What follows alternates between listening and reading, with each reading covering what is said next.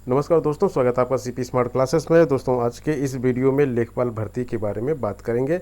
तो लेखपाल भर्ती के बारे में मैंने आपको बताया था कि जो 4 विषय आते हैं उसमें से ग्रामीण परिवेश बहुत ही इम्पोर्टेंट विषय होता है और इसके अंदर भी कई टॉपिक होते हैं, जिसमें से आज हम सिंचाई के बारे में पढ़ेंगे।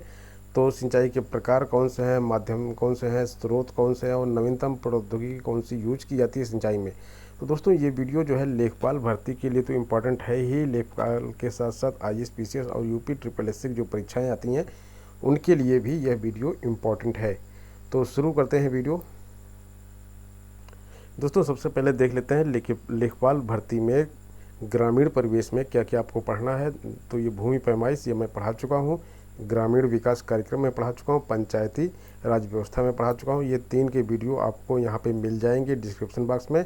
इसकी एक मैंने प्लेलिस्ट बनाई हुई है, उसमें ये तीनों वीडियो आपको मिल जाएंगे। अब इसमें मैं कवर कर रहा हूँ सिंचाई, और इसके बाद कृषि, फसल, पशुपालन, मिट्टी, ये बाकी हुए हैं। इसके साथ साथ और भी टॉपिक हैं, तो ये और टॉपिक हैं, तो सब मिला के 12 टॉपिक आपको ग्रामीण परिवेश में पढ़ना है। तो इस वीडियो में हम पढ़ेंगे सिंचाई के बारे में। दोस्तों, सबसे पहले जान लेते हैं कि सिंचाई आखिर होती क्या है और क्यों की जाती है। तो सिंचाई मिट्टी को कृत्रिम रूप से पानी देकर उसमें उपलब्ध जल की मात्रा में वृद्धि करने की क्रिया है। आमतौर पर इसका प्रयोग फसल उगाने के दौरान या फिर शुष्क क्षेत्रों या पर्याप्त वर्षा न होने के कारण पौधों के जल की आवश्यकता को पूरी करने के लिए किया जाता है। कृषि के क्षेत्र में इसका प्रयोग इसके अतिरिक्त निम्न कारणों से भी किया जाता है। तो प्रश्न आपसे पूछा जा सकता है कि सिंचाई किस कारण किया जाता है। तो आपको ऑप्शन दिया रहेगा कि फसल उगाने के दौरान, शुष्क क्षेत्रों में, पर्याप्त वर्षा न होने के कारण। ये 3 ऑप्शन दिए रहेंगे। इसके अलावा अगर ये 3 ऑप्शन नहीं दिए रहेंगे तो ये ऑप्शन आपको भी दिया जा सकता है कि फसल को पाले से बचाने के लिए सिंचाई की जाती है। अगर ये ऑप्शन रहेगा तो आपको इस पर टिक मारना है। दूसरा, मिट्टी को सूख कर कठोर बनाने से रोकने के लिए, क्योंकि मिट्टी सूख कर कठोर ना हो जाए तो इसलिए सिंचाई की जाती है।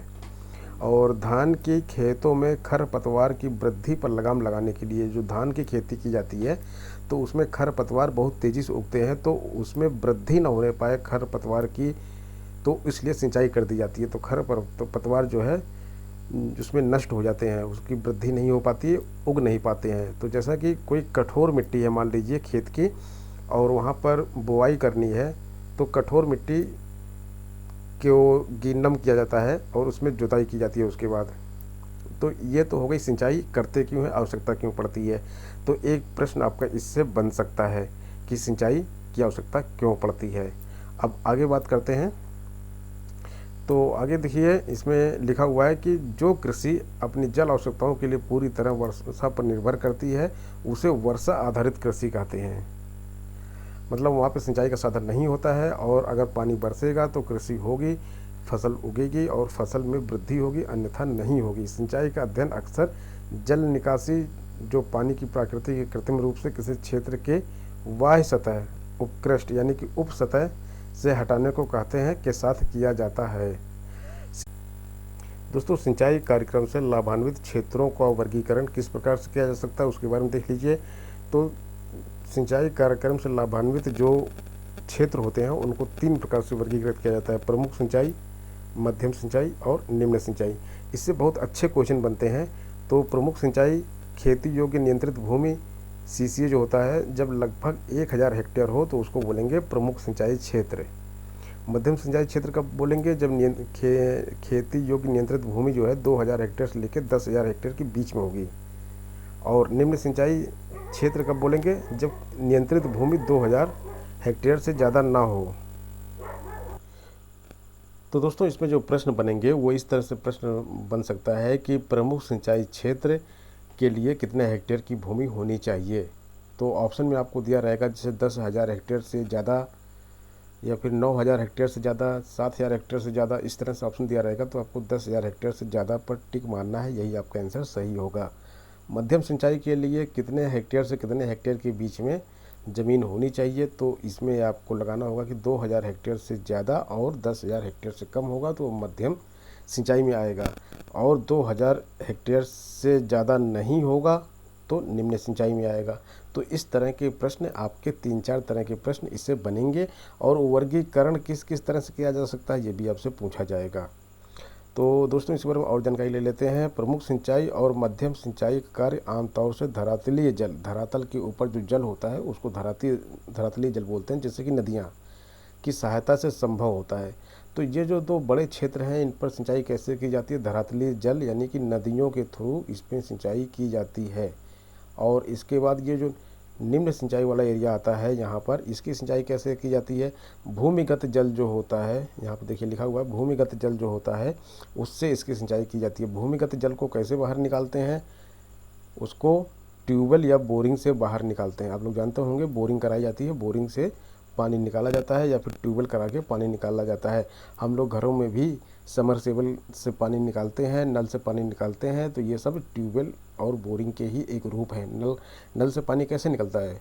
बोरिंग करा के पाइप अंदर डाला जाता है और ट्यूबवेल में भी इसी तरह से बोरिंग की जाती है। अब अगला टॉपिक है सिंचाई के स्रोतों के बारे में जानकारी ले लेते हैं। तो प्राकृतिक जल स्रोत कौन कौन से हैं? जैसे नदियां हैं, झील हैं, तालाब हैं, नहरें हैं। ये 4 स्रोत जो है प्राकृतिक हैं, प्रकृति ने हमको दिया है, इनको इसलिए प्राकृतिक बोलते हैं। तालाब प्रकृति देता है, प्रकृति की वजह से तालाब बने हैं।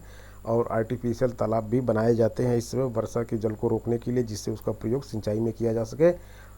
और झीलें बनी हुई हैं, नदियाँ हैं, नहरें हैं, नहरें भी बनाई जाती हैं आजकल। और जो पहले की नहरें बनी हुई हैं उनसे भी सिंचाई होती है। तो यहाँ पे गुरुत्व से गतिमान सतही जल के रूप में उपलब्ध पानी जो होता है उससे सिंचाई की जाती है। भूमिगत जल के रूप में जो होता है, जैसे मैंने अभी आपको बताया, बोरिंग और पंपिंग सेट के थ्रू होती है सिंचाई। तो इसमें पशु शक्ति यानी कि जानवर खींचते हैं, जैसे कि एक राहट होती है जिससे कि पानी निकाला जाता है। पशु शक्ति डीजल या फिर विद्युत के प्रयोग के द्वारा पानी बाहर निकाला जाता है। मोटर चलानी पड़ती है ना, तो मोटर की किससे चलती है? इलेक्ट्रिसिटी से चलती है या फिर डीजल से चलती है। इंजन जो होता है डीजल से चलता है। ट्यूबवेल या कुएं खोदकर पानी निकाला जाता है। तो इस प्रकार से ये भौतिक पर्यावरण की दृष्टि से सिंचाई के विभिन्न स्रोत विशिष्ट हो सकते हैं और अपनी पृथक विशेषता रख सकते हैं। भारत में सिंचाई के 3 मुख्य स्रोत हैं, कुएं, नहर एवं तालाब। ये 3 जो है ये प्रमुख स्रोत हैं। तो देखिए कई तरह के इस पर क्वेश्चन बन सकते हैं आपके। तो कुएं की बात कर लेते हैं। कुएं की सिंचाई आखिर भारत में कैसे की जाती है? तो सिंचाई का स्रोत जो कुआं नहर के बाद दूसरे स्थान पर पहुंच गया। सबसे पहले स्थान पर पूछा जाएगा सिंचाई का स्रोत कौन सा है, तो नहर है। दूसरे स्थान पे क्या है? कुआं, सेकंड नंबर पे। थर्ड नंबर पे तालाब आता है। कुओं से भूमिगत जल की पशु शक्ति, राहट, मैंने बताया था ना, राहटों के द्वारा सिंचाई की जाती है। राहट विद्युत पंपों या तेल इंजनों के द्वारा ऊपर खींचा जाता है। राहट जो लोग गांव में रहते हैं, आजकल गांव में नहीं रहते, ये तरीका बहुत पुराना है। राहट से सिंचाई करने का तरीका बहुत ही पुराना है और बहुत ही पिछड़े एरिया में आजकल होता है। जहाँ डेवलपमेंट हो चुका है वहाँ पे राहट से सिंचाई नहीं होती है। कुओं द्वारा सिंचाई के लिए ऐसे क्षेत्र उपयुक्त माने जाते हैं जहाँ परंपरागत शैल रचना पाई जाती है। और इसके बाद जो भूमिगत से जल की सिंचाई की जाती है उसके लिए हमको पावर की ज़रूरत होती है इंजन को चलाने के लिए। पंजाब, उत्तर प्रदेश, राजस्थान, महाराष्ट्र, गुजरात, यहाँ पर जो सिंचाई होती है, कुल सिंचाई क्षेत्र जो होता है उसका 50% भाग जो होता है या उससे अधिक भाग कुओं के द्वारा सिंचित किया जाता है। यानी कि ये जो राज्य मैंने बताए, पंजाब, उत्तर प्रदेश, राजस्थान, महाराष्ट्र, गुजरात, इनके नाम याद कर लीजिएगा आप, क्योंकि यहाँ पर 50% या उससे ज़्यादा सिंचाई योग्य कृषि की भूमि जो होती है उसकी सिंचाई कुओं के द्वारा की जाती है। मध्य प्रदेश एवं तमिलनाडु के भी बड़े भाग में कुएं के द्वारा सिंचाई की जाती है। तो ये जो 6 आपको मैंने बताए हैं राज्य, 1 2 3 4 5 6 7 राज्य हैं, इनके नाम आपको याद करने पड़ेंगे। और यहाँ पर कुएं से प्रमुखता से सिंचाई की जाएगी। अब वो ऑप्शन में पूछेगा कि कौन सा राज्य ऐसा है जहाँ पर कुएं से सिंचाई नहीं की जाती है। इन 6 के अलावा जो दिया रहेगा वही आपका आंसर हो जाएगा। हाल फिलहाल में ऐसा देखा गया है कि कुओं की जगह ट्यूबवेल का प्रयोग किया जाता है और पशु शक्ति की जगह पर विद्युत या डीजल का प्रयोग किया जाता है। तमिलनाडु में सर्वाधिक विद्युत चलित पंपिंग सेट है, बहुत ही इम्पोर्टेंट है, इसको आप नोट कर लीजिए। और देखिए ये पीडीएफ मैं आपको दे दूंगा और इसको पीडीएफ से भी आप पढ़ सकते हैं। तमिलनाडु में सर्वाधिक विद्युत चलित पंपिंग सेट है। पंपिंग सेट जो होते हैं विद्युत से चलने वाली पंपिंग सेट सबसे ज़्यादा कहाँ पर है? तमिलनाडु में है। ये प्रश्न आपसे पूछा जा सकता है। अब इस समय वर्तमान में सौर ऊर्जा चलित वाटर पंप आ गए हैं मार्केट में, उससे जो है सिंचाई को प्रोत्साहन दिया जा रहा है, प्रोत्साहित किया जा रहा है। तो इस तरह के भी प्रश्न आपसे पूछे जा सकते हैं कि वर्तमान में ऊर्जा का कौन सा रूप प्रयोग किया जाता है वाटर पंपों के द्वारा सिंचाई करने के लिए। तो आपका उत्तर हो जाएगा सौर ऊर्जा। उसमें ऑप्शन में रहेगा सौर ऊर्जा, विद्युत ऊर्जा, यांत्रिक ऊर्जा, पशु ऊर्जा, इस तरह से रहेगा। तो सौर ऊर्जा आपका उत्तर हो जाएगा। तो दोस्तों इसका जो ये पीडीएफ है, पीडीएफ आपको मिले इसके लिए व्हाट्सएप ग्रुप है और ट्विटर ग्रुप है। इन सब का डिस्क्रिप्शन बॉक्स में लिंक है, वहाँ पर जाके आप क्लिक करेंगे तो आप ऐड हो जाएंगे और उसी ग्रुप में इसकी पीडीएफ सेंड की जाती है। ये पीडीएफ आपके बहुत काम की है। इसको तीन पन्नों की पीडीएफ है, आप इसको रख लेंगे। और अभी तो मैं आपको बता ही दे रहा हूँ कहाँ कहाँ से प्रश्न बनते हैं। इसको हाईलाइट कर लीजिएगा और पढ़ लीजिएगा, तो आपका सिंचाई से संबंधित एक भी प्रश्न गलत नहीं होगा। अब तालाब की बात कर लेते हैं। तालाब से कैसे सिंचाई होती है? प्राद्वीपीय पठार वाले क्षेत्रों में तालाब सिंचाई होती है। ये इस तरह से पूछा था, मरुस्थलीय क्षेत्र में कैसे होगी सिंचाई, मैदानी क्षेत्रों में सिंचाई कैसे होगी, प्राद्वीपीय क्षेत्र पठार में कैसे सिंचाई होगी। तो तालाब यहाँ पे प्राद्वीपीय क्षेत्र में सिंचाई का साधन तालाब है, महत्वपूर्ण साधन तालाब है। और यहाँ पर जो होता है वर्षापात अत्यधिक मौसमी होता है, वर्षा जो है मौसमी होती है। यहाँ पर तालाबों द्वारा सिंचाई महत्वपूर्ण हो जाती है। ऐसी स्थिति में प्राद्वीपीय क्षेत्रों में पाई जाती है। मतलब यहाँ पर कौन कौन से राज्य आएंगे प्राद्वीपीय में? तमिलनाडु, आंध्र प्रदेश, कर्नाटक, केरल, मध्य प्रदेश, उड़ीसा, पश्चिम बंगाल। यहाँ पर प्राकृतिक गर्तों या खुदे हुए तालाबों के द्वारा सिंचाई की जाती है। यहाँ पर बारिश में तालाबों में जल एकत्र कर लिया जाता है और इस जल को जो है नालियों के द्वारा जो है खेतों में पहुँचा दिया जाता है और इस तरह से सिंचाई होती है। तो दोस्तों सिंचाई की नवीनतम प्रौद्योगिकी क्या है? ये भी इम्पोर्टेंट है, बहुत ही ज़्यादा इम्पोर्टेंट है। तो ये पूछा जाएगा आपसे। तो इसमें कुछ तरीके हैं, इसके बारे में बात कर लेते हैं। फर्टिगेशन एक तरीका है, ये आधुनिक तकनीकी है जिसके अंतर्गत उर्वरक के साथ साथ सिंचाई की तकनीक का इस्तेमाल किया जाता है। इसमें दबाव से बहती जलधारा में उर्वरक घोल प्रविष्ट किया जाता है। फर्टिगेशन में विशिष्ट सिंचाई तकनीक का प्रयोग किया जाता है। इसमें प्रमुख है ड्रिप सिंचाई, छिड़काव या स्प्रिंकलर सिंचाई पद्धतियाँ। तो ये फर्टिगेशन में आती हैं, 3 पद्धतियाँ फर्टिगेशन में आती हैं। एक क्वेश्चन आपका तैयार हो गया। और इसमें उर्वरक का घोल किया जाता है, ये दूसरा प्रश्न आपका तैयार हो गया। ड्रिप सिंचाई की बात करते हैं। ड्रिप सिंचाई, इसे टपक सिंचाई भी कहते हैं। ड्रिप सिंचाई कौन सी सिंचाई बोलते हैं? टपक सिंचाई। ये भी एक प्रश्न हो गया आपका। इस प्रणाली में खेत में पाइपलाइन बिछाकर स्थान स्थान पर नोजल लगाकर सीधे पौधे की जड़ में बूंद बूंद करके जल पहुंचाया जाता है। सिंचाई की यह विधि रेतीली मृदा, ऊबड़ खाबड़ खेत तथा बागों के लिए उपयुक्त होती है। तो सीधा सीधा आपसे प्रश्न पूछ लिया जाएगा कि ड्रिप सिंचाई किस प्रकार के जगहों पर की जाती है? तो रेतीली मृदा जहाँ होती है वहाँ पर की जाती है। ऊबड़ खाबड़ खेत होते हैं उसके लिए ड्रिप सिंचाई की जाती है। और बागों के लिए सबसे अधिक उपयोगी सिंचाई कौन सी है पूछेगा आपसे। छिड़काव सिंचाई है, ड्रिप सिंचाई है, रेन वाटर सिंचाई है, तालाब है, कुएँ है, कोई भी ऑप्शन दे दिया जाएगा तो आपको ड्रिप सिंचाई आंसर इसमें लगाना होगा।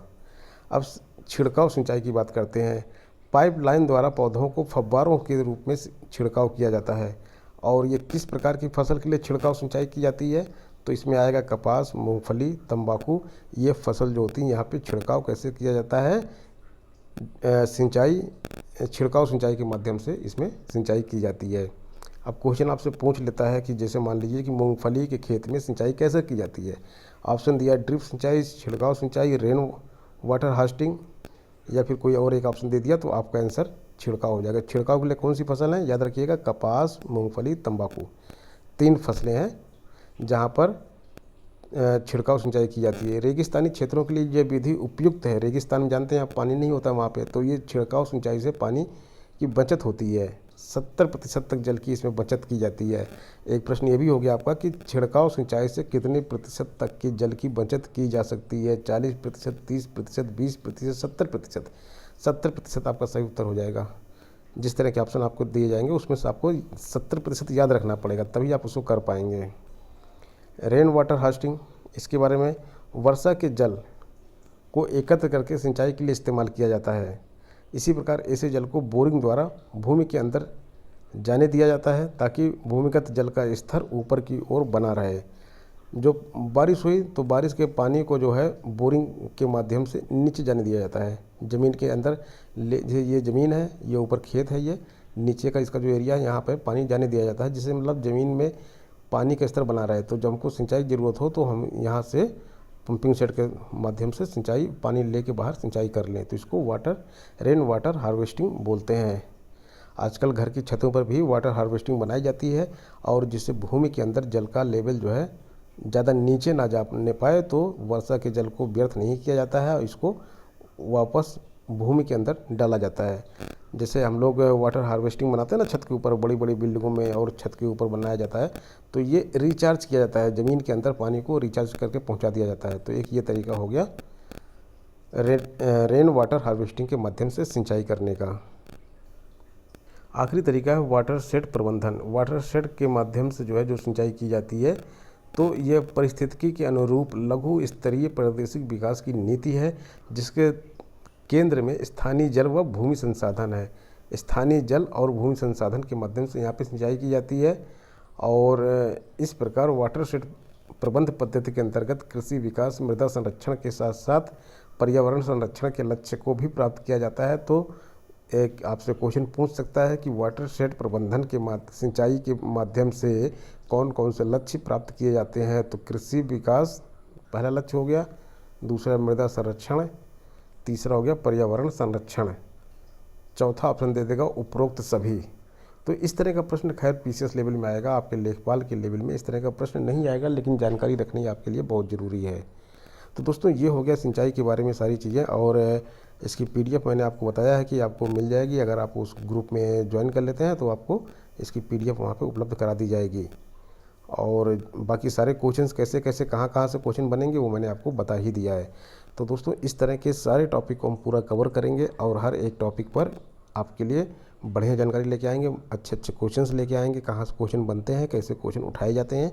तो आप बने रहें सीपी स्मार्ट क्लासेस के साथ। अगर आपने चैनल अभी तक सब्सक्राइब नहीं किया तो चैनल सब्सक्राइब करके बेल आइकन दबा दें, और ग्रुप के डिस्क्रिप्शन बॉक्स में जो है आपको इसकी प्लेलिस्ट मिलेगी, वहाँ से जाके आप बाकी वीडियो भी देख सकते हैं। तो ठीक है दोस्तों, मिलते हैं नेक्स्ट वीडियो में नई जानकारी के साथ। वीडियो पूरा देखने के लिए धन्यवाद।